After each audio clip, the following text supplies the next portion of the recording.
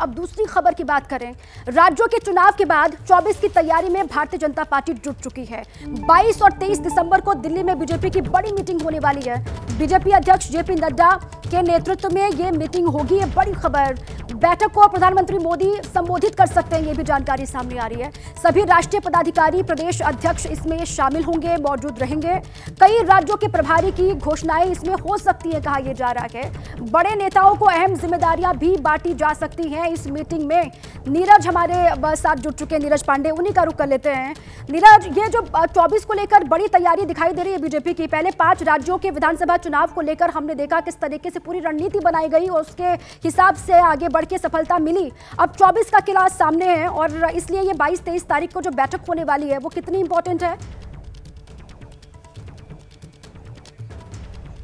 देखिए, महज 2 महीने बाकी रह गए हैं नोटिफिकेशन लगने में। माना जा रहा है कि 2 महीने बाद कभी भी नोटिफिकेशन लग सकता है। ऐसे में भारतीय जनता पार्टी, चूंकि अब 5 राज्यों को चुनाव ओवर हो गए हैं, भारतीय जनता पार्टी का पूरा टारगेट लोकसभा चुनाव में। इसीलिए आप देखिए 22 और 23 तारीख को भारतीय जनता पार्टी ने दिल्ली में एक बड़ी बैठक बुलाई, जिसमें सभी राज्यों के प्रदेश अध्यक्ष, संगठन मंत्री रहेंगे, प्रदेश के प्रभारी रहेंगे, राष्ट्रीय पदाधिकारी रहेंगे और उन पदाधिकारियों के बीच में एक महामंथन होगा, जिसमें यह तय किया जाएगा कि लोकसभा चुनाव कैसे लड़ना है, क्या तैयारियां होनी है, राज्यों की क्या भूमिका होगी, पदाधिकारियों की क्या भूमिका होगी। और यही नहीं, हमारी जानकारी ये भी है कि इस बैठक के बाद प्रदेश प्रभारी, कई राज्यों के प्रदेश प्रभारियों की नई सूची आ सकती है, यानी कई राज्यों में प्रदेश प्रभारी नए बनेंगे और कई राज्यों के प्रदेश प्रभारी इंटरचेंज होंगे, यानी कि दूसरे राज्यों का चार्ज दिया जा सके। यही नहीं, जानकारी हमारी ये भी है कि पदाधिकारियों की जो बैठक होगी उसको कंक्लूड करने के लिए खुद प्रधानमंत्री नरेंद्र मोदी पहुंच सकते हैं और प्रधानमंत्री नरेंद्र मोदी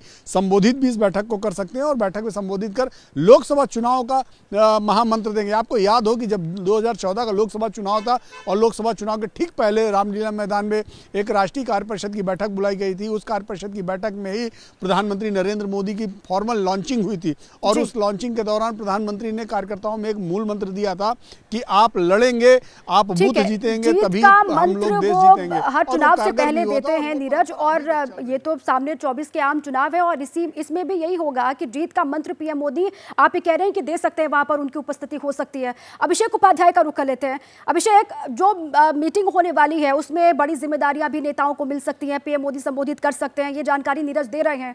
और साथ ही जो लक्ष्य है 2024 को लेकर, उस लक्ष्य को कैसे भेदना है, इसी को लेकर ये मंथन।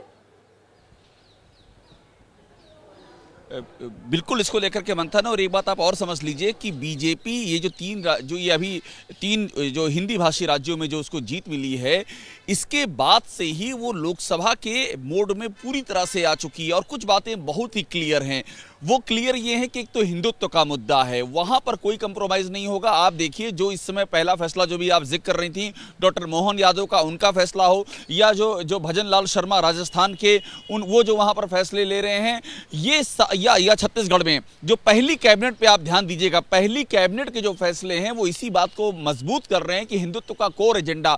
दूसरी बात, जो अभी मथुरा का एक जो आदेश हुआ है कोर्ट कमिश्नर की नियुक्ति का, 2024 में अयोध्या की प्राण प्रतिष्ठा होने जा रही है, ये सारी चीजें और साथ में सोशल इंजीनियरिंग, जो ये 3 राज्यों में जिस तरह से मुख्यमंत्री की नियुक्ति हुई है, ये उस सोशल इंजीनियरिंग का प्रयोग है। और पसमानदा, एक बात और ऐड करूंगा, जो पसमानदा का मसला बीजेपी ने शुरू किया था वो अब हाशिए पर चला गया है। सबसे अहम बात है हिंदुत्व प्लस सोशल इंजीनियरिंग, और इन्हीं 2 आधारों पर बीजेपी फॉर्मली 2024 के लिए अपना व्यू रचना बीजेपी ने शुरू कर दिया है। एजेंडा तय किया जा रहा है 2024 के मद्देनजर। आशीष भी हमारे साथ बने हुए हैं। आशीष, देखिए, बीजेपी राज्यों में जीत के बाद अपनी तैयारी में जुट गई है, वो तैयारी दिखाई भी दे रही है, लेकिन इंडिया गठबंधन और खासकर अगर बात कांग्रेस की करें तो उनकी रणनीति कब तक सामने आएगी, कब तक तैयार होगी?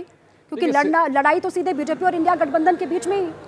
देखिए, सिवियर बीटिंग अभी सहना पड़ा ये 3 हिंदी भाषी राज्यों जिनका जिक्र अभिषेक कर रहे थे, तो टोटली ब्रूज्ड है कांग्रेस। और आप इंडिया गठबंधन की बात कर रही हैं, 21 और 22 तारीख को बीजेपी ने बड़ी बैठक बुलाई है। उससे 2 रोज़ पहले 19 तारीख को इंडिया अलायंस की बड़ी बैठक बुलाई गई है सभी पार्टनर्स की, दिल्ली के अशोका होटल में। और जो हमें सोर्सेज ने जानकारी दी है दीपा, उसके मुताबिक इसमें सभी बड़े नेता शामिल होंगे। जो आशंका थी कि हो सकता है कि कुछ बड़ी पार्टियां बॉयकॉट कर दें, अभी तक कम से कम ये क्लेम किया जा रहा है कि सभी दल इसमें शामिल होंगे। इसके अलावा कांग्रेस भी बहुत जल्द संगठन में बड़े बड़े बदलाव करने वाली है। हम इसको इस तरह से देख सकते हैं कि मुझे लगता है राहुल गांधी के अप्रत्यक्ष नेतृत्व में और मल्लिकार्जुन खड़गे के प्रत्यक्ष नेतृत्व में 2024 एक ऐसा क्रूशियल लड़ाई होने वाली है कांग्रेस पार्टी के लिए कि कांग्रेस अपना पूरा जोर लगाएगी, कोशिश करेगी कि किसी तरह से अपने। बिल्कुल ठीक है आशीष, और नई रणनीति के साथ आगे बढ़ना होगा। अभी 5 राज्यों के चुनाव में जो नतीजे सामने आए हैं उसके बाद अब नई रणनीति अपनानी होगी 2024 के आम चुनाव को लेकर। इसी बीच एक बड़ी खबर है, आप सभी का शुक्रिया, सूत्रों से महाराष्ट्र बीजेपी से बहुत बड़ी खबर सामने आ रही है। महाराष्ट्र के बीजेपी अध्यक्ष का बहुत बड़ा बयान, 52 बोले 55 दिन में आचार संहिता संभव, सूत्रों के हवाले से बड़ी खबर है। नागपुर में बीजेपी प्रदेश अध्यक्ष चंद्रशेखर का बयान, सूत्र ये बता रहे हैं कि उन्होंने ये कहा है कि 55 दिन में आचार संहिता संभव है। महाराष्ट्र के बीजेपी अध्यक्ष का ये बहुत बड़ा बयान है।